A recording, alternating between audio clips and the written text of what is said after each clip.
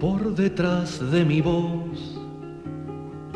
Escucha, escucha, otra voz canta, viene de atrás, de lejos, viene de sepultadas bocas y canta. Dicen que no están muertos, escucha, Bienvenidas, los bienvenidos, escucha. buenas tardes, buenos días, buenas noches, según donde nos estén mirando o escuchando. Esto es Haciendo Memoria, el programa de la Asociación de las Expresas y Expresos Políticos nucleados en Crisol. Nos pueden ver en nuestro canal de YouTube buscándonos como Crisol con Y o @Asociación Crisol. Hagan clic en la campanita y se estarán sumando a nuestra comunidad y nosotros sabemos que nos están apoyando. También nos pueden ver en la plataforma de APU, la Asociación de la Prensa Uruguaya, que nos suben cada semana.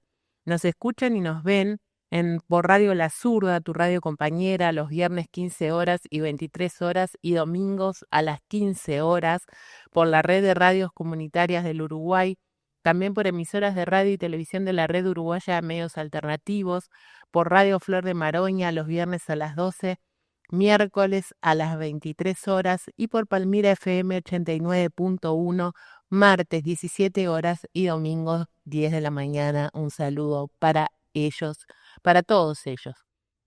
En los controles, haciendo que todo salga bien en todo lo que es diseño, grabación, edición y salida al aire, Ezequiel Reboiras, José Libera, Jorge Daniel Díaz, Agustín Bérgolo, que sin ellos no podríamos estar por acá. Quien les habla hoy en la conducción, Fernanda Cabrera. Para comunicarse con nosotros, saben que escriben a Crisol con Y 2003@gmail.com o se comunican al 2408-4465. 2408-4465. Nuestra página Crisol con Y, blogspot.com. El Opinando está ahí, que es la editorial de Crisol, que pueden leerla en nuestra página. La sede social se encuentra en Joaquín Requena 1533 entre Bransen y Ana Monterroso. Convenios para quienes son socios SWAT, Cooperativas Caminos, Previsión, Procárdidas, Tucines y la Asociación Cristiana de Jóvenes y el residencial Buenos Tiempos. Hoy tenemos dos invitados en vez de uno, dos invitados muy especiales. Hace unos días se realizó por los 25 años de Crisol un torneo de ajedrez en la sede, donde hubo más de 100 inscriptos y gente que estuvo 3 días muy concentrada por allí, y gente que estuvo alentando y gente que estuvo arbitrando. Hoy tenemos a Javier Gilmet y Alejandro Bauzá, árbitro y jugador respectivamente. Y la verdad que estamos muy orgullosos de tenerlos y de que hayan participado. Un saludo a Víctor, que hizo que todo saliera perfectamente, y a todos los que trabajaron y todas las que trabajaron en torno al torneo de ajedrez de los 25 años de Crisol. Bienvenido. Gracias. Gracias. ¿Cómo estuvo ese torneo? Cualquiera de los dos. Alejandro. No, el torneo estuvo muy bien por varios motivos, porque Víctor desde siempre trae jugadores del exterior y hace torneos acá en Uruguay de nivel, y se juega una modalidad que es la internacional, con la cual hay muy pocos torneos en Uruguay, lamentablemente, que es 90 minutos con 30 segundos de incremento, que es uno de los niveles más exigentes que hay hoy por hoy.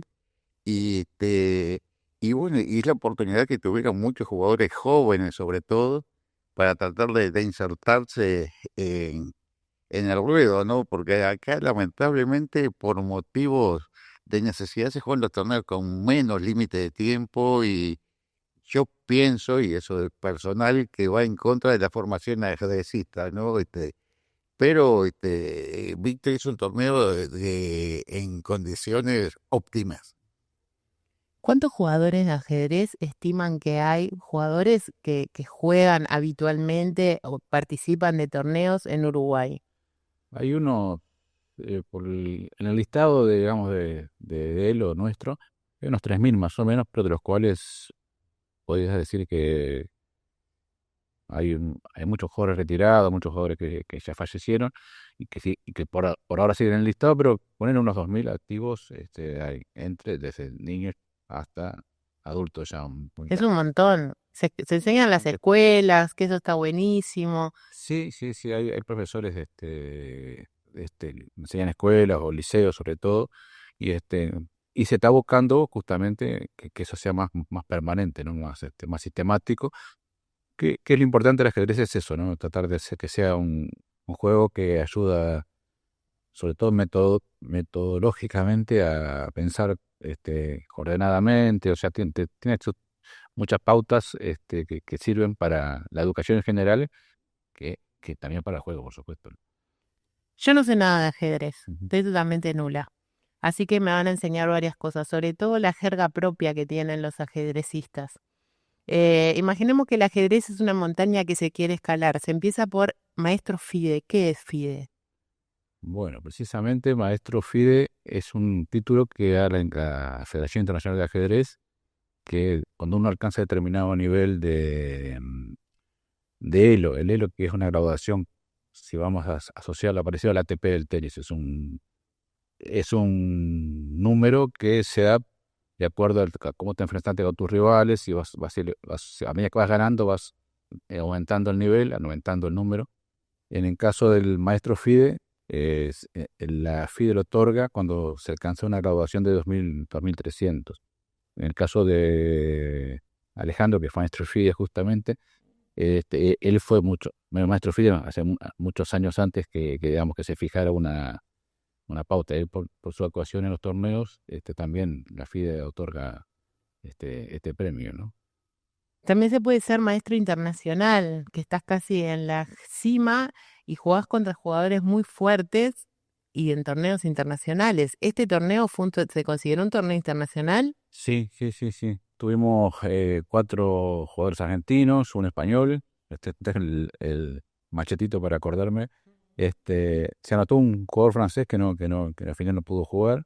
Tuvimos un jugador venezolano también. Y de los cuales había 4 maestros internacionales, 2 maestros, 2 grandes maestros, 5 maestros FIDES, y después otra categoría que se llama candidato a maestro, que es un previo al maestro FIDE. Eso, digamos, fue bastante fuerte del torneo, digamos, para nuestro nivel. La verdad que Alejandro que te lo puede decir, que fue el jugador. Él se enfrentó con gente realmente potente. Sí, sí, comparado con otros torneos que se juegan acá, casi todas las partidas, incluso la primera también son exigentes, ¿no? Porque acá generalmente habrá un nivel de rating más bajo. A veces las primeras 2 o 3 partidas son un poco livianas, ¿no? Pero ya ser más fuerte en torneo, ¿no? Ya a partir de la segunda, tercera ronda para algunos, ¿no? Pero el torneo ya se complicaba y las partidas se venía exigencia, ¿no? ¿Qué es lo que importa? Porque el ajedrez en definitiva es una lucha. En sí, el tipo de torneo que se jugó, en este caso el Crisol, se llama sistema suizo, que se ordenan los jugadores, digamos, del que tiene mayor elo, ese número que se comentaba, hasta que tiene menos, y en la primera ronda se juega la mitad superior contra la mitad inferior. Pero ¿qué pasa? Si la mitad inferior también tienen elo alto, pasa lo que te comentaba Alejandro, o sea, esos jugadores no son, digamos, fáciles para ganarles, sino que son complicados también. Claro. Y este torneo tuvo eso, digamos, la mitad inferior también era bastante fuerte, y eso les complicó bastante a los jugadores de arriba. Y después se llega a Gran Maestro, que es la cumbre absoluta, que ahí están los mejores del mundo, como Carlsen, Kasparov o Anand, que pertenecen a esta categoría. Hoy me hablabas de Anand, Alejandro. Y sí, sí, como curiosidad, Anand es muy simpático, habla castellano mejor que nosotros, ¿no? Y es muy sociable, habiendo sido campeón del mundo, ¿no? Yo apenas lo conozco y te saluda, sonríe, se saca una foto contigo, no tiene problema ninguno. El hindú, el indio, como dicen ahora, Anand, ¿no? Este, lo conocí personalmente, no te voy a decir que lo traté porque te estaría mintiendo, ¿no? Pero muy afable el gran maestro Hernán. ¿Miran partidas de grandes maestros para sacar cosas, jugadas y esas cosas? ¿Movimientos? Yo sí, sobre todo de todos los campeones mundiales de la historia y gente que estuvo en los, y era que no llegaron los casi campeones mundiales. Yo trato de estar estudiando partidas de los campeones, aunque hoy por hoy se ha mejorado y los jóvenes lo tienen que saber usar porque con los programas que tienen las computadoras, los módulos, ¿no?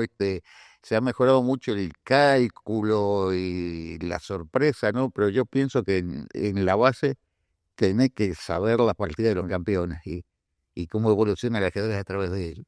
Alejandro, ¿cómo empezaste a jugar ajedrez? Bueno, a mí, mi mamá me enseñó a mover las piezas cuando tenía 4 años, creo. Pero mi padre fue 5 veces campeón uruguayo de ajedrez. Ah, mira. No, lamentablemente yo no lo puedo aprovechar ajedrecísticamente a mi papá porque le falleció cuando yo tenía 12 años recién cumplidos. Mm. No, y él me había regalado unos libros, recuerdo que me jugaba a la ciega mientras se afeitaban. No, ¿Qué es la ciega? sí, sin mirar el tablero también. O sea, yo estaba con el tablero mirando y él se estaba afeitando. ¿Qué jugaste? Y me decía, bueno, yo te juego tal cosa. No, él se estaba afeitando, no estaba mirando el tablero en este momento. Mira. Y bueno, fue el primero que me llevó al mundo del ajedrez, porque creo que en el año 71 vino Max Euwe, es campeón mundial holandés, el único campeón mundial holandés que hubo, y era presidente de la FIDE, que es la Federación Mundial de Ajedrez, y de una simultánea en la sede del Club Nacional de Fútbol. Y bueno, y él me llevó a ver la simultánea de Euwe, ¿no? Y, y yo me entusiasmé, inclusive fui a algunas clases que él daba en la escuela de nocturna de Solferino y Comercio, ¿no? A ver cómo daba las clases, ¿no? Y bueno, y ahí empecé. Mm. Para aclarar, la Sí, simultánea es uno solo contra muchos tableros. sí. Un poco me imaginé que era algo así. Javier, Sí. ¿cómo empezaste tú a jugar ajedrez? Vamos, yo aprendí con un hermano mío, pero después ya como te decía, jugué más allá en mi pueblo natal, Dolores, y cuando me vine a Montevideo ya me dediqué más bien jugué un poco acá en algunos torneos, pero ya después me dediqué más a la parte de arbitraje, realmente prefiero ser un mejor árbitro que ajedrecista. Pero es un tema de vocaciones. El ajedrez me encanta, por supuesto, si no, no estaría hace 30 años siendo árbitro. Con Alejandro, me acuerdo en el 77, ambos teníamos luengas bárbaras y bajas panzas. Por un torneo nacional juvenil 77 como en Naebu, que fue muy divertido. Sí, a veces nos encontramos con compañeros de ese torneo y estamos todos pelados, gordos, danos, algunos con nietos ya, y bueno, empezamos así y tal. Después me dediqué al arbitraje que es también mi pasión, y bueno, ¿Tenés que hacer algún curso especial? ¿Cómo se hace sí, un árbitro? para arbitrar, bueno, primero tenés que, por supuesto, conocerlo, no solamente reglas de juego, sino que el ajedrez tiene muchas cosas asociadas, como que es la organización de torneos, como todo, hay una cantidad de reglamentos que tenés que más o menos manejar, y un maestro, el maestro amigo de arbitraje, que justamente lo mencionó Alejandro, que es el Héctor Silva Nazari, él fue el que me introdujo en el tema del arbitraje, y bueno, hicimos los exámenes correspondientes, y bueno, y ahí alcancé el título de árbitro nacional en su momento. Ya estamos hablando del año 89, o sea, es del siglo pasado, y después, de acuerdo como vas jugando, como vas arbitrando, qué torneos, la importancia va llegando, podés aspirar, lo que se llaman adquirir normas, para arbitrar torneos más importantes, y esas normas te dan eh, como pautas para poder aspirar a ser primero árbitro FIDE, o sea, el árbitro FIDE, y después árbitro internacional de la FIDE también. En este momento soy árbitro internacional. Sos árbitro internacional. Mm. ¿Cuántos árbitros hay en un campeonato como el que se hizo en Crisol? Bueno, sobre todo depende mucho de la cantidad de jugadores del arbitraje. En Crisol éramos dos, éramos el árbitro Alfonso Figueroa y yo, y que para el número de jugadores y el tipo de torneo, porque un torneo pensado como el Crisol, que son 90 más 30, el trabajo de campo arbitral es más, no digo más light, sino más tranquilo en el sentido que las partidas terminan bastante espaciadas, no tenés tanto trabajo intenso, que cuando son partidas con menos tiempo, jugadas a menos tiempo, por ejemplo, 10 minutos que tenés que estar prácticamente pendiente de todos y ahí precisás más gente para arbitrar. Pero siempre y cuando depende mucho de la cantidad de jugadores. En este caso nuestro, con dos nos arreglamos bien. Podríamos haber tenido otro más, pero con dos estamos perfectos, nos da bien para jugar. Alejandro, ¿cuál fue tu mejor partida? Eso es muy difícil. Yo siempre pongo una partida que jugué contra un ex campeón uruguayo, contra Pedro Lamas, ¿no? Porque la considero una partida completa, que tiene apertura, tiene medio juego y tiene final, ¿no? Pero pienso que es esa la partida, que sigue siendo esa. ¿Y tu peor derrota? Mi peor derrota que me puso los pies en la tierra fue contra el gran maestro peruano, uno de los genios de Sudamérica, Julio Granda Zúñiga, que se me colgó, o sea, descuidó un peón en la apertura y quedó con una posición muy inferior. Recuerdo que estaba el gran maestro argentino, el Miguel Nasdor, mirando la partida esa, porque participaba del mismo campeonato. Y bueno, y se puso a concentrar y me pasó por arriba con peón de menos y todo. Por algo ellos son grandes maestros y yo soy solo maestro FIDE, ¿no? Pero me pasó por arriba como una aplanadora, ¿no? La verdad es esa.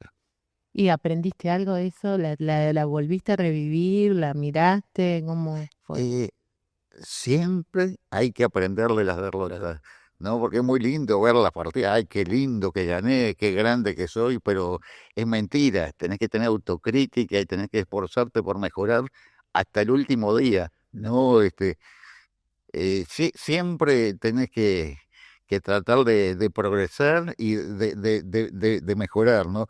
Y se aprende de las cosas buenas y de las cosas malas también, ¿no? Y en ajedrez siempre decimos que el que pierde es culpable de su derrota. O sea, no es que te ganó el otro, sino que es uno que pierde. Y justamente el que piense que, como decía él, ganando siempre es muy fácil subir, pero la caída es grande. Y a veces, sobre todo se da mucho en jugadores jóvenes, lo mismo que pasa en el fútbol, que también andan muy bien, muy bien, muy bien, muy bien, pero llega un momento que hay una pared un poquito más dura que querés escalar y ahí lo bajan a tierra, como decía Alejandro. Sí, yo puedo decir que lo importante no es llegar, sino mantenerse. Por eso a mí me alegró hace poco un joven valor, ni siquiera me alegró, por eso uruguayo, y que Nicolás Kulik, voy a decir nombre y apellido, cuando llegó, o a mí me pareció que llegó, le dije, mira, Nicolás, una conversación privada que tuve con él, me parece que llegaste, ahora te tenés que mantener. Y bueno, y eso va a estar con alegría y con tristeza, con victoria y con derrota, ¿no? Pero tiene que mantener el nivel y tratar de subirlo, de mejorarlo, porque es muy joven, creo que no tiene 18 años todavía, ¿no? Era muy joven. Sí, sí, sí. 20 todavía. Entonces, lo importante es tratar de irse superando siempre, de ir elevando el nivel y tratar de esforzarse por jugar más y mejor. En Crisol jugamos con también 8 tableros electrónicos, o sea que se transmitía en forma directa esa partida. Y ahí juegan, que generalmente jugaban jugadores más fuertes, por supuesto, en las partidas más altas jugaban ahí. Y bueno, Nicolás estuvo jugando unas cuantas partidas en esos 8 tableros. Qué impresionante. ¿Sos maestro FIE? ¿Se puede bajar? Por suerte no, No. por Salvo suerte no. que cometas una falta de ética muy grande que te puedan degradar pero una vez que llegaste, Pero no por punto. el título es vitalicio. El título es vitalicio. Ya te digo, cometas un error muy grande que ahí sí que que te degraden, digamos, Claro.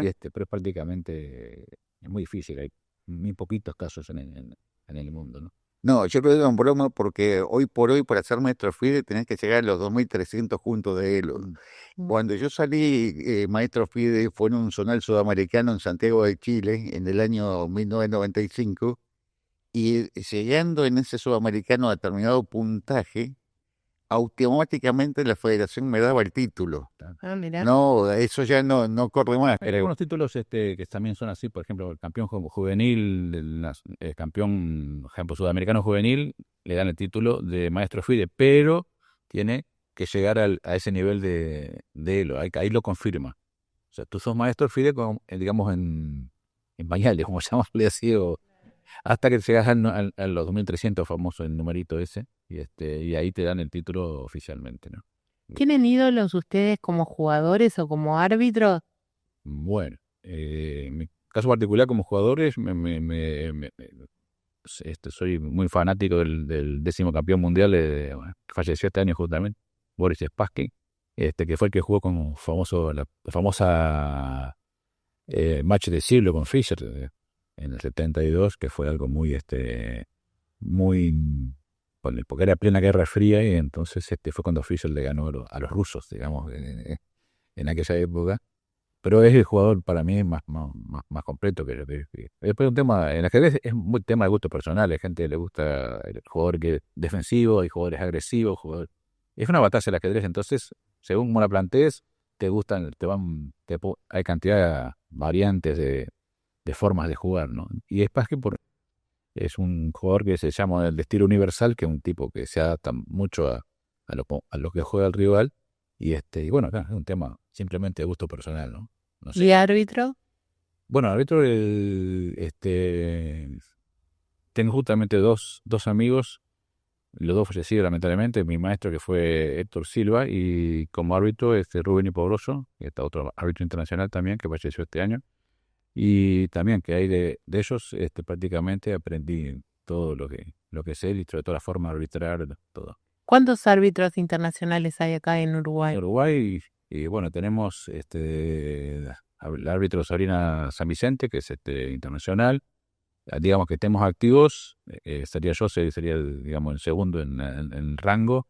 Después estaría Guillermo Carvalho, que también es candidato a maestro, que es internacional. Y tenemos a Jorge Bermúdez, también árbitro internacional, y Edgardo Cámpora, también es internacional. Y después tenemos árbitros FIDE, tendremos, si no me equivoco, creo que 2 o 3, más o menos, sí, creo que 2 o 3. Después tenemos árbitros nacionales y bueno, y árbitros asistentes que son, digamos, no, títulos nacionales. Justamente ayer estuvimos tomando exámenes para eso, para el árbitro nacional. Ah, mira, Sí. qué interesante. Examen escrito. Ay, mira. Sí. Yo puedo agregar que yo admiro a muchos campeones mundiales. Nos criamos con el boom de Bobby Fischer, por lo mal de Fischer Spassky. Es más, el club de ajedrez Los Trevejos se creó a raíz de ese match, ¿no? Junio 72. Que fue que se vendían tableros, juegos, libros, revistas de ajedrez como nunca se vendían en Uruguay en el año 72. Ya lo Boom. Fue el boom, ¿no? Pero en mi vida, porque lo empecé de que empecé a competir oficialmente, mi ídolo, que todavía vive, es el 12º campeón mundial, Anatoly Karpov. Karpov, es la pronunciación correcta, ¿no? Por acá el Uruguay le decimos Karpov, ¿no? Y eh, pero son todos muy buenos, los campeones mundiales son todos muy buenos, ¿no? Pero yo tengo un corazoncito por Karpov. que justamente compitió con Kasparov, Ah, mira. que todo lo... Ya hablamos un poco de que habías conocido al indio de Amnant que habíamos hablado, pero ¿qué leyendas del ajedrez vieron cara a cara o alguna vez tuvieron la oportunidad de jugar? Bueno, yo la oportunidad de jugar tuve poca, pero cuando jugué mi primera Olimpiada, yo jugué 3, bastante espaciadas en el tiempo. En el año 82, el primer tablero de la entonces Unión Soviética era Karpov y el segundo era Kasparov. Estaba Tal, que era un ex campeón mundial de ajedrez también, Polugayeski, Beliavsky, y de analistas estaban otros campeones mundiales como Smilov y Petrosian, ¿no? Era algo increíble, además de ver jugadores como Tony Mike de Inglaterra, Timan, Ulf Andersson de Suecia. Eso, en aquella época se podía ir a un festival de ver un gran maestro al lado del otro que Aparte, te olvidabas de jugar tu partida porque estaban todos tus ídolos, ¿no? Jugando la Olimpiada de ajedrez, ¿no? Era, los que veías en los libros, los tenías ahí al lado. sí, pero una anécdota graciosa, la última Olimpiada que jugué en la Isla de Mallorca, en Callao de 2004, ya jugaba menos, pero tuve la suerte de clasificar e integrar el equipo.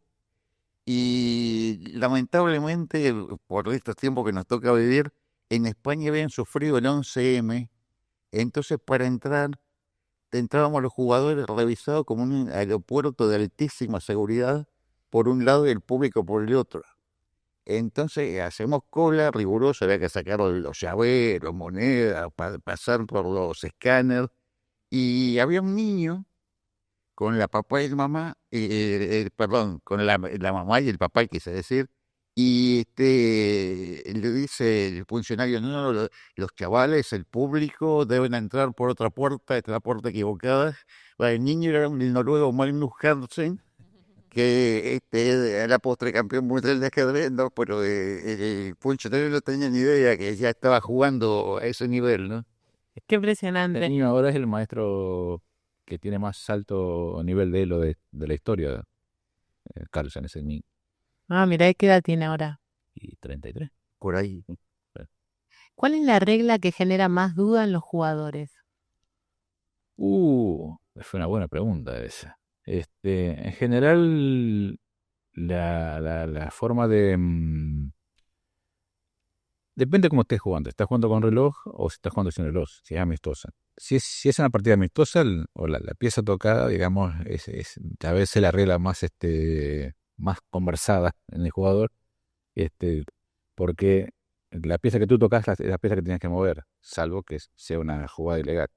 Pero entonces a veces, si estás jugando en partida de torneo, sea más complicado porque ahí está si vos tocaste una pieza y tu rival dice que no la toca, o tú mantenés en la tesitura que no la tocaste, tu rival dice que sí la tocaste, ahí el árbitro no puede hacer más porque es la palabra de uno contra la palabra de otro, salvo que tengas un testigo confiable. Público, claro. No, pero no es público, testigo confiable para el árbitro, que puede ser otro árbitro que esté mirando o alguien que realmente sea una persona fuera de toda duda, porque el público puede ser de hincha de uno o hincha de otro. Claro.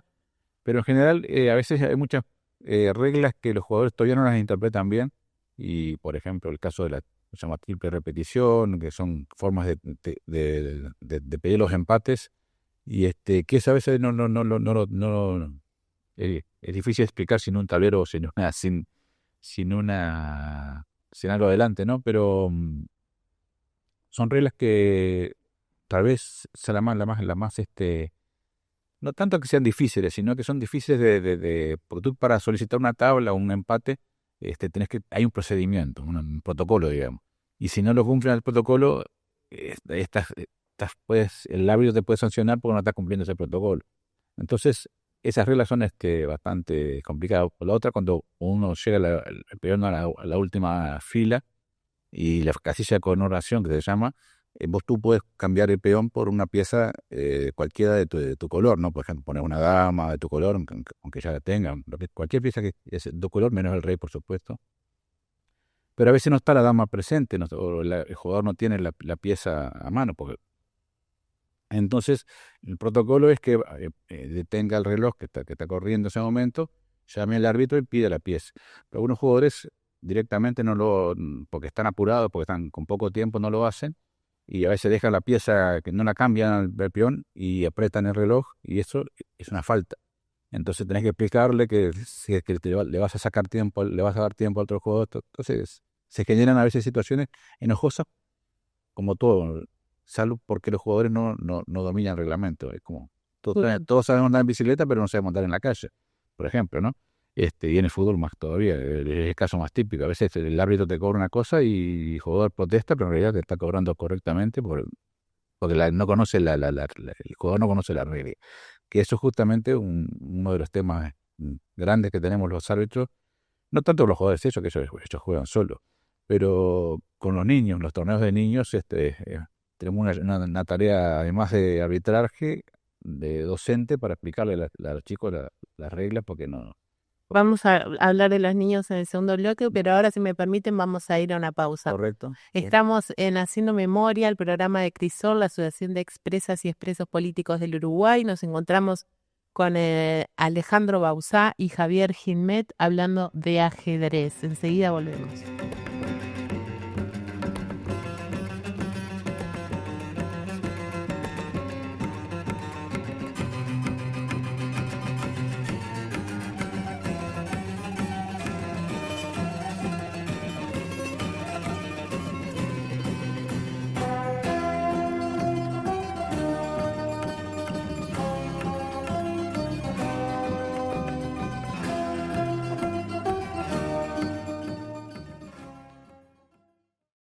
En tiempos de revolución digital, la vida en sociedad se vuelve cada vez más compleja y en eso juegan un papel fundamental la información veraz y la comunicación equilibrada, ya sea a través de los medios tradicionales o mediante las redes sociales. La Asociación de la Prensa Uruguaya, a través de la plataforma portalapu.uy, brinda la posibilidad de una mirada seria y profesional comprometida con el tiempo que nos toca vivir. Nuestra plataforma, que publica diariamente notas de prensa, material audiovisual y productos de radio, vincula indisolublemente a la profesión con la ciudadanía a través de mensajes directos y transparentes, sin más compromiso o interés que el acceso libre y gratuito a la información veraz y profesional de la sociedad. apu.uy, la información plural y profesional.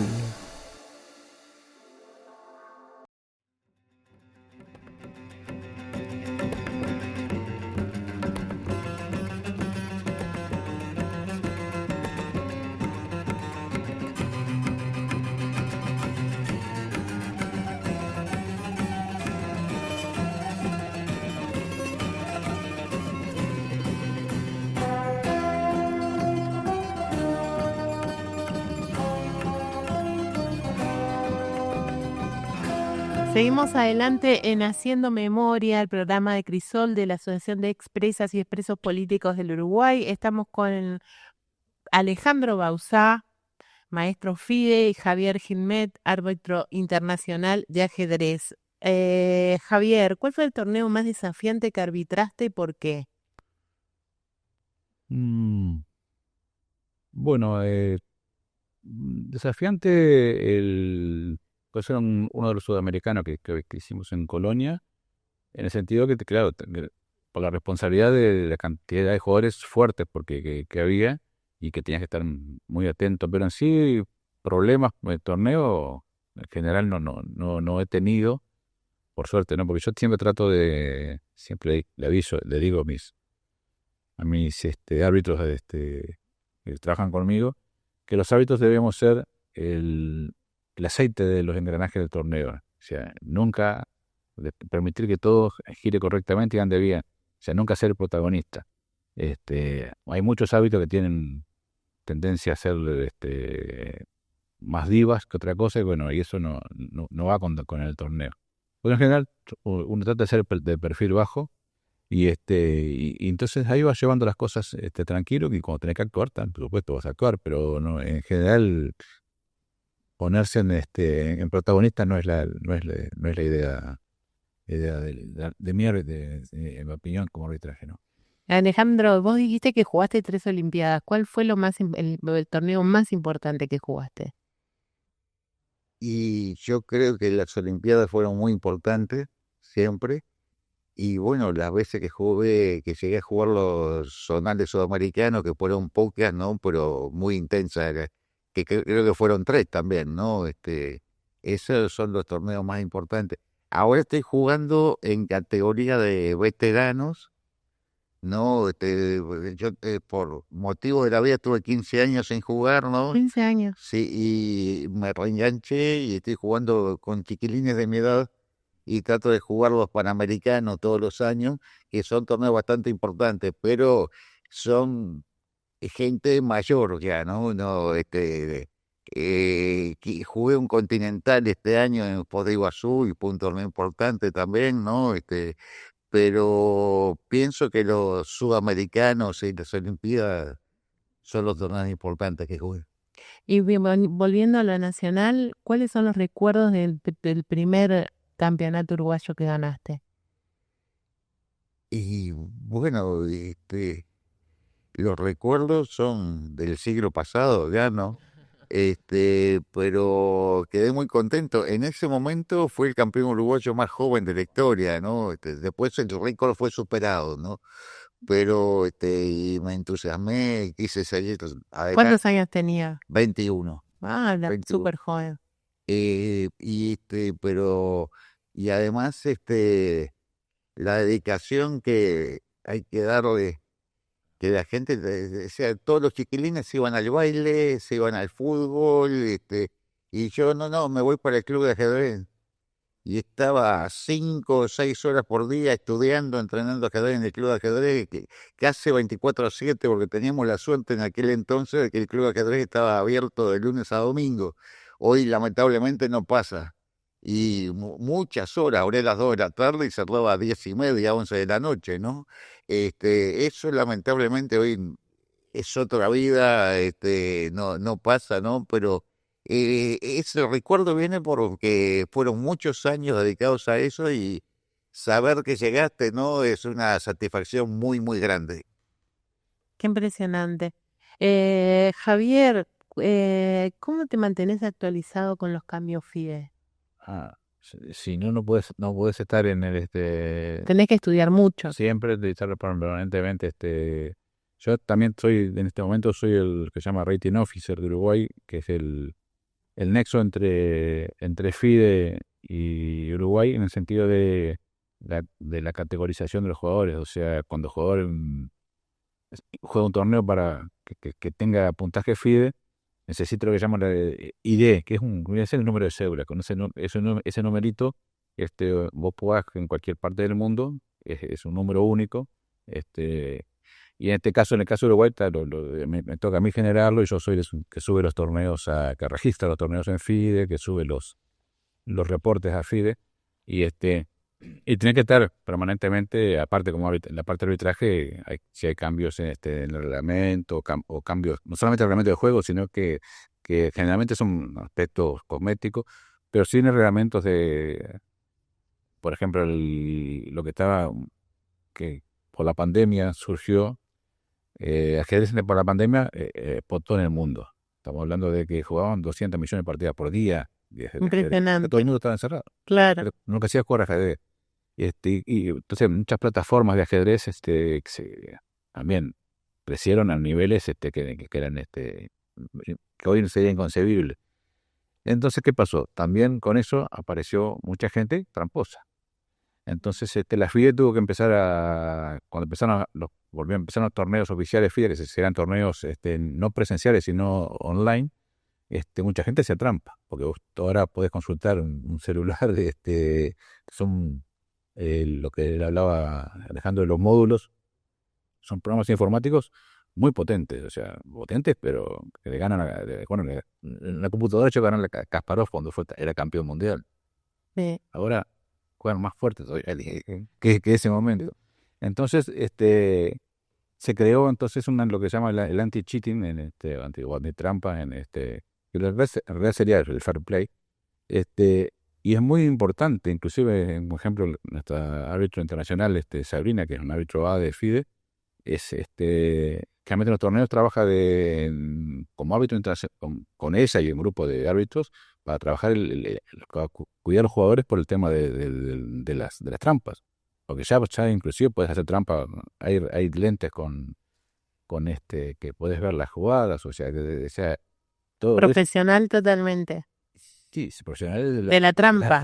Entonces hay muchas cosas que se ha creado, y ya te decía, en los torneos online que había al principio, hasta se creó este sistema, había mucha gente que hacía trampa.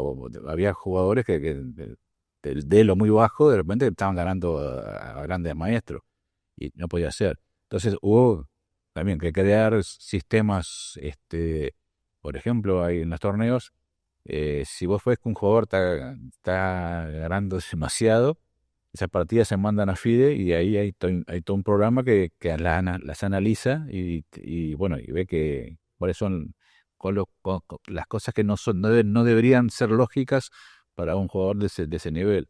Porque también, ¿qué pasa? Los jugadores de élite, digamos, ya están es muy difícil, digamos, la partida entre ellos, ganarse puntos, y acá te ganas 10 puntos en un torneo como este, o ganas 30 puntos, para ellos ganarse medio punto de Elo es una victoria, Claro. porque son tan parejos, y tienen tantas partidas, o sea, tiene muy afinado es la parte estadística.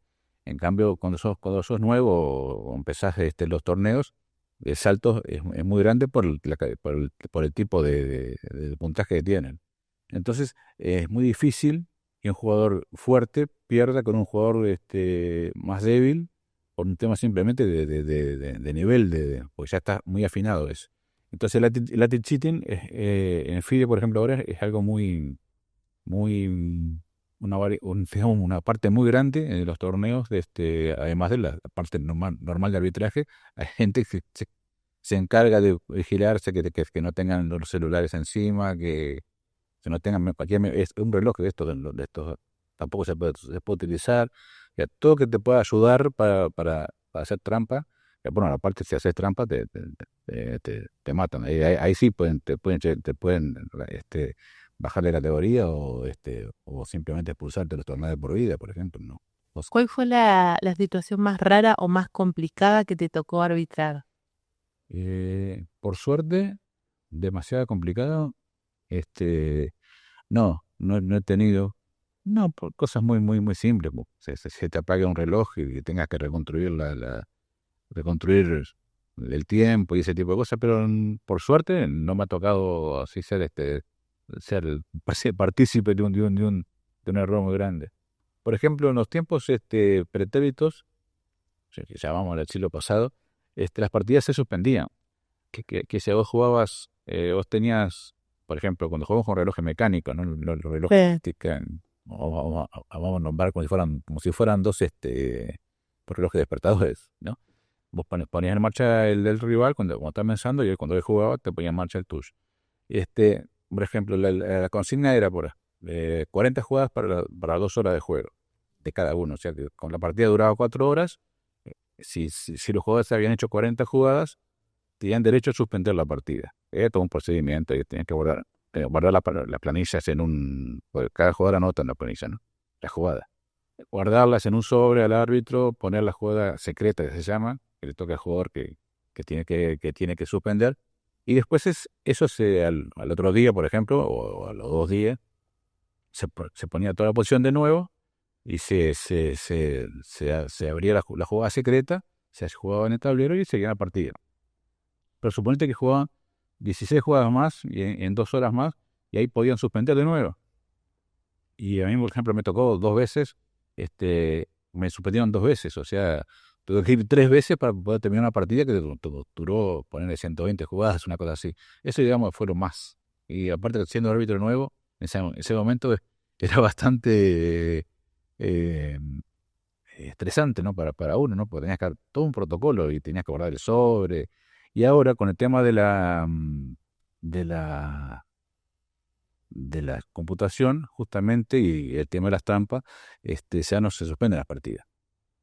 Porque tú terminas una partida y te vas a tu casa y se la miras en el celular para mirar y qué jugada conviene hacer. Claro. Perdés esa capacidad. Salvo que sigue había un protocolo de suspensión, pero te estoy hablando de que se prendió fuego el coso, hay que desalojar. Hasta ni ahora hacen eso, simplemente digo, no, muchachos, la ronda se apaga de nuevo y se acabó. No hay, se está atendiendo, son partes del reglamento que ya se van como que dejando de lado. Pero eso, digamos, es lo más complicado, sí. Por suerte no he tenido. Puede ser una anécdota graciosa. Alguna vez con un nacional, un jugador que se llama un maestro nacional, el Santo Juan Terz, que jugaba jugando con en ese momento había como promoción, una computadora de ajedrez que tenía la Nova, creo que era que tenía, bueno, era un tablero de ajedrez que tenía, era computadora con un tablerito, entonces vos jugabas y anunciabas la jugada del jugador y él jugaba en un tablero normal, y me acuerdo que tocó una pieza, eh, este, ahí, Doan es el nombre de él, tocó una pieza y el rival reclamó, el de la computadora. Y bueno, yo tuve que hacer jugar la pieza. Entonces, no, le tocó, porque le admitió que había tocado la pieza. Entonces, y igual con ese movimiento, al tocar la pieza perdía, porque tenía que moverla así o así, y creo que perdía una pieza, unas cosas. Y fue gracioso, porque tuvo que perder contra Contra la computadora. ¿En qué momento que jugaba no por los premios ni nada, simplemente era como promoción la cosa. Pero marchó tuve que aplicar la ley, el rigor. Eso en sí es injusto porque la computadora no toca la pieza, ¿no? No tiene posibilidad. Y Alejandro, ¿vos tuviste alguna partida complicada que recuerdes? Sí, muchas partidas complicadas. Muchas partidas complicadas. Bueno, recuerdo una en un zonal, en ese zonal de Santiago de Chile del 95, ¿no? Que fue muy complicada contra un chileno, creo que era Cortés el apellido, no me acuerdo bien, ¿no? Que si hoy me la agarra en la computadora, me la refuta enseguida, ¿no? Porque es una partida muy humana, muy humana, ¿no? Me llevó casi al título la partida esa, ¿no? De Maestro Fide, ¿no? Por eso que la recuerdo hasta con cariño la partida esa. No por la corrección de la partida en sí, sino por la importancia que tuvo después, ¿no? Uno los ve tan cerebrales, a los jugadores tan tranquilos, pero hay grescas, uno se levanta y da vuelta el tablero. Rara vez. Han habido. Son muy graciosas porque es un juego muy tranquilo, Claro. pero han habido algunas grecas increíbles, ¿no? Pero generalmente no pasa nada, ¿no? Es un juego. La verdad que hay mucha tensión, ¿no? O sea, gente, la estrategista son 5 horas, ponerle que está jugando, no, los torneos que acaba Alejandro en Sonari son 5 horas por lo menos, y es mucha tensión, estás permanentemente liberando adrenalina sin poder explotar. Entonces, a veces pasa que el jugador, como dice él, perdió mal, digamos, o sea, es una forma de hablar que tenemos, o sea, es una equivocación muy gruesa que realmente no es típica tuya, y la calentura que se agarra a mí me un gran consejo que me dijo uno de los árbitros que falleció, como que yo te comenté, el árbitro Rubén y Proboso, me dice una vez, yo tenía una partida antes y iba enseguida a recoger las planillas, que firmaron las planillas, todo el protocolo, y apagaron el reloj y ordenaron las piezas, y me dice el Ipo una vez, no, déjalos enfriarse. Vos andá tranquilo, despacio, no vayas rápido, andá, si querés arreglar reloj, y dejaros que los tipos bajen el nivel de adrenalina, porque y es realmente así. Y bueno, yo ahora se lo digo a mis árbitros juntos. No, deja, tranquilo, porque uno ya sabe, cuando termina la partida, vos sentís la firmada de la hoja, entonces se terminó la partida, o sea, ahí te das cuenta, estás lejos, ¿no? Y entonces, tranquilo, vas ahí, ves que dejas que abren un poquito. Antes era medio talibán y les decía, no, ya está, termínense, levántense, vamos, no, tranquilo. Entonces dejaron enfriarse porque la gente está bajando la revolución. Hoy te preguntaba medio en serio y un poco en broma si tenías tarjeta. ¿Qué pasa si dos jugadores se ponen a discutir? Bueno, ¿Cómo actúa el árbitro? Primero tenés que siempre mente fría. Lo que no puedes meterte en la emotividad del momento. Entonces ahí empezás hay una graduación de penas, desde una advertencia, vamos a bajar el tono, tranquilo, y ahí puedes subirla, ir subiendo. Por ejemplo, un jugador que insiste en realmente, no sé, no es una penalidad, pero vos siempre en el ajedrez se juega con una sola mano, se debe jugar con una sola mano. O sea, la pieza que vos movés, y con esa pieza, con esa mano misma apretás el reloj. O sea, no podés jugar la pieza y apretar el reloj con la otra porque se considera que estás ganando tiempo. Y sobre todo en las partidas que se juegan 3 minutos con 2 minutos, un segundo de eso es mucha plata. en el sentido de Sí. que es muy valioso. Entonces, por ejemplo, un jugador que le decís una vez, bueno, mira, no juegues con las dos manos porque te juega de nuevo. No juegues con las dos manos, te juega de nuevo. Bueno, la próxima tiene un minuto tu rival.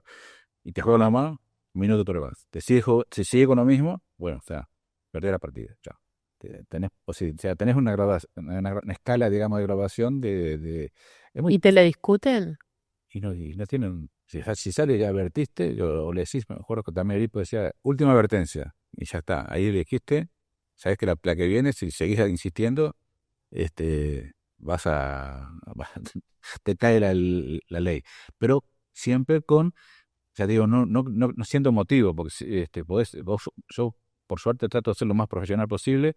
Puedo no llevarme con alguien, pero en esto soy profesional, y Alejandro os voy a decir, yo jugadores de mi club les pego tanto como le pongo como uno externo. En ese aspecto, ¿Cuál es tu club, los Javier? Trevejos. Los Trevejos, que habíamos dicho que se habían fundado en el 72. 72, sí. Yo cuando vine a Montevideo, bueno, en uno de los grandes pilares del Club Los Trevejos fue Walter Estrada, el maestro internacional Walter Estrada, que era un cantante de ópera, una persona excepcional, 9 veces campeón uruguayo, y realmente algo tan. Él estaba desde que abría el club hasta que cerraba. En aquellos tiempos se fumaba mucho en el club, en todos los clubes. En el ajedrez se fumó creo que hasta el 85, que en el 85 fue que se prohibió fumar. Porque antes fumábamos y tomábamos café y yo me acuerdo, yo fumaba en pipa, estábamos jugando ajedrez, fumaba en pipa, que era precioso fumar en pipa. Bueno, él es un gran fumador todavía y le debe costar, no, siempre están saliendo pidiendo para salir para fumar. ¿Y pueden salir para fumar en el medio de la partida? Si tienen permiso, sí. Mira, Porque se para el reloj y no, sale. no, No, el reloj reloj, corre. te corre igual. No, pero en el caso de Walter, él nunca fumó en su vida y lamentablemente por el humo del club, él falleció de cáncer de pulmón. Ah, qué horrible. Se estaba todo el día en el club, siempre ordenando, abriendo, jugando. Un tipo con una memoria excepcional en sí. Era algo que demostraba las partidas de memoria. Era un placer analizar con él una partida. Todos los días una partida que traía. Y todo era una partida diferente, ¿no? Y aparte que se actualizaba, que en aquel momento no había internet ni nada, con la prensa. Compraba el Clarín, que había una página fija de ajedrez en Clarín, y nos mostraba la partida que salía en Sí. Clarín, ¿no? Y una memoria para problemas y finales artísticos, era algo increíble, siempre mostrando, todos los días mostrando lo distinto. Y así conoció jugó con grandes maestros, inclusive con campeones mundiales, y alguna fue una famosa anécdota aquella cuando vino una vez, no sé si estaban en Argentina los rusos y vinieron a jugar acá a unas montañas, que vino Smilov y vino Lejewski también, Bronstein, y Smilov un gran pianista, y Walter cantante de ópera, y cantaban, cantaban entre ellos, de verdad que era un tipo fuera de serie, Walter, bueno, y después Pedrito Lama, ¿no? El otro pilar del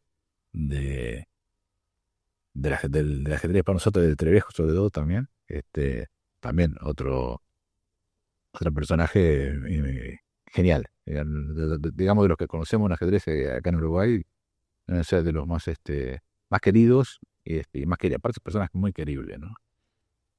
Pedrito y Walter. De hecho, los Trevejos se llaman los Trevejos de Walter Estrada, el nombre oficial del club. Ah, mira. Alejandro, ¿vos tenés una jugada favorita? Y casi todos los que jugamos a cierto nivel en ajedrez tenemos nuestro repertorio de aperturas y de defensa. Y uno tiene su corazoncito más por alguna jugada que por otra. Yo, a lo largo de estos casi o más de 50 años que juego, prefiero jugar D1, caballo F3. No sé si es la mejor, no, pero uno se va haciendo hincha de las jugadas que hace, ¿no? Y así con las defensas, con negras también, ¿no? Hay quien prefiere la siciliana o la francesa o la carocán, ¿no? Estoy dando nombres, ¿no? De defensa, ¿no? Pero sí, Y a veces jugás esas aperturas, esa defensa, aún sabiendo que no son las mejores, pero son las que más las sentís, las que más te gustan, y bueno, y tratar de darte el gusto de hacerla en el tablero, ¿no? Y va con el estilo de juego que tiene cada uno, obviamente, eso. Es un toma. ¿Te gusta abrir con negras o con blancas? Y es como en el tenis. O sea, vos tenés que sacar bien con blanca, pero tenés que defender cuando te sacan, ¿no? Dicen que se decía que la media inglesa en el fútbol se sabe que es ganar del locatario y empatar de visitante, ¿no? Entonces decían que tenías que tratar de ganar con blancas y de empatar con negras, ¿no? Pero es más lindo cuando ganás con negras una cuanta partida, ¿no? Pero no es fácil. Te paso un numerito de torneo este. Sí, por favor. Las blancas ganaron el 45% de la partida. Y las negras el 36%. Mira. Y después empataron 19%. O sea, generalmente las blancas... este torneo es bastante raro que hayan quedado tan bajas las negras. Pero en general andan siempre un poquito más las blancas por el hecho de que iniciás con blancas. O sea, tenés la ventaja inicial de jugar. ¿Cuántas horas entrenás por día? Y no era suficiente, pues ahora que estoy jubilado, ¿no? Debería estudiar más, pero trato de estudiar por lo menos 3 horas, 4 por día. Y si consigo un socio que ando buscando ahora que no tengo, mejor, ¿no? Para intercambiar ideas, ¿no? Señora más tranquila porque tiene 3 horas de libertad, ¿no? Pero en general para jugar ajedrez alta competición, como los maestros, dan muchas más horas. Estamos hablando de 6, 7 horas por día. ¿La mayoría son hombres? En Uruguay sí, lamentablemente, pero hay buenas jugadoras. ¿En el campeonato de Crisol jugaron mujeres? Jugaron, sí, claro, como 5 chicas fueron jugaron. Y jóvenes, ¿eh? Jugó la campeona uruguaya, que es muy joven, ahí de Las Pauras, y jugaron otras jugadoras, Victoria también. Y aparte que están empezando o sea, que ya tienen, son juveniles, pero están jugando muy bien. Hay que animarse, como todo. Hay que animarse, sí. ¿Alguna pregunta que quieran decir, que no les haya hecho, algo que quieran decirme y contarme que no les haya preguntado? No sé qué es tan grande. Es tan vasto el tema del ajedrez que nosotros podemos estar hablando 3 años, ¿no? Pero me gustó mucho la nota, ¿no? Y todo lo que sea para fomentar el ajedrez, ¿no? Y por el tratar de enganchar a la gente para que juegue al ajedrez. Nos ¿no? faltó hablar de los niños. Bueno. Los niños en las escuelas y en el liceo, decías tú, que tienen clases de ajedrez. ¿Ahí cómo se juega? ¿Cómo se les enseña? Igual se enseña como cualquier adulto. Lo que pasa es que los niños ya son más competitivos. También hay otro tema también con los niños, que es la parte de la atención, ¿no? Realmente el profesor tiene que tener cierto grado de pedagogía para enseñarles, ¿no? Porque los chicos, en este momento, gracias por culpa de los famosos celulares, y hay muchas formas de que se dispersen la atención, ¿no? Claro. Y la ajedrez requiere atención, sobre todo más en las primeras etapas. Pero siempre es un iceberg, ¿no? La base es muy grande y bueno, va a llegar los que más se dediquen, eso va a ser siempre. Y los torneos de niños son muy interesantes, sobre todo los torneos de categorías. ¿Cómo se arbitran torneos de niños? Igual. La ventaja que tenés que claramente hay uno que es el árbitro principal y tenés, o sea, son ejemplo, cada categoría, sub-8, sub-10, sub-12, hasta sub-16, y después tenés sub-18 y sub-20, pero generalmente juegan torneos aparte. Cada categoría tiene un árbitro designado, y bueno, cualquier cosa siempre está el principal, que es el que técnicamente soluciona los problemas de demás. Pero el arbitraje es el mismo. Como ya te decía, es mucho más didáctico. A un niño no decís, no, toco la pieza, lo tenés que jugar, entonces tenés que explicarle, porque tocaste la pieza, tenés que tu rival puede reclamar, o sea, hay que ser más más docente. Más docente. En el caso de los adultos, no, a esta gente que directamente. Así. Sí, el hacha, porque ya son grandes, no Pero el niño siempre tenés que tener cierta... ¿Qué libro recomendarían para empezar? Eso es también... Eso de Fritz, sí. Yo creo que hay algunos libros como uno que sacaron las Polgar a través de el que está muy bueno, no me acuerdo del título, es una vergüenza, ¿no? Porque en mi época se empezó con el Tratado General de Ajedrez de Roberto Bravo, el tomo 1, ¿no? Pero Era como la Biblia en su momento. ha mejorado mucho las técnicas. Yo vi y lamentablemente se ha perdido, justo que estamos en la hora de Crisol, un manuscrito que había sacado el gallego Álvarez, que fue por eso político, José Luis Álvarez del Monte, que era asturiano, no era gallego, pero estuvo por eso, un libro de enseñanza de ajedrez de 0 para arriba, que era todo con flechitas y dibujitos y tenía que pasar por la supervisión, ¿no? En aquella lamentable época de la dictadura del penal, ¿no? Era una obra de arte, ¿no? Y nunca me pude reencontrar con el manuscrito ese, ¿no? Pero la verdad que, o sea, uno tenía que leer el libro y a partir de ahí, sin que hubiera un diálogo, porque estaba prohibido, mucho diálogo obviamente, ¿no? Él enseñaba para jugar al ajedrez, ¿no? José Luis Álvarez del Monte, que fue campeón uruguayo de ajedrez, que estuvo radicado acá en Uruguay mucho tiempo. Pero la literatura realisística, en el caso de la pandemia, también ayudó mucho para difundir. Hay muchísima literatura realisística, prácticamente no te darían muchas vidas aparte tenés tutoriales de YouTube, tutoriales de lo que sea, o sea, las plataformas de juego, que podés jugar con cualquiera, podés jugar con un mongol de acá, si querés jugar con cualquier jugador. O sea, es enorme, ¿no? Es tan grande que a veces uno se pone a pensar y que, bueno, como decían, hay más juegos de ajedrez que átomos en el universo. Bueno, hay un programa Fritz, que es un programa muy fuerte de computación, un programa que se originó en Alemania, por eso el nombre es Fritz. Hay un Fritz para niños, ¿no? Cada vez eso creo que tiene un costo, ¿no? Pero es muy bueno, ¿no? Sobre todo para esta época que estamos viviendo ahora en el siglo XXI, ¿no? Es recomendable para empezar, para llamar gente. Hay por el celular, entras bajás cualquier cantidad de aplicaciones que juegan ajedrez y son fuertísimas también. Ese es el tema. Ya no es antes que le ganabas a una computadora, ahora no le ganas a una computadora. No. No es tan sencillo. No tan... Bueno, quiero agradecerles por haber estado acá, por haber participado del torneo de Crisol en sus 25 años. Un honor. Le agradecemos de vuelta a Víctor que hizo posible esta entrevista también. Y bueno, muchas gracias. No, gracias a ti. Y ya te digo, pasamos muy, muy, muy cómodo.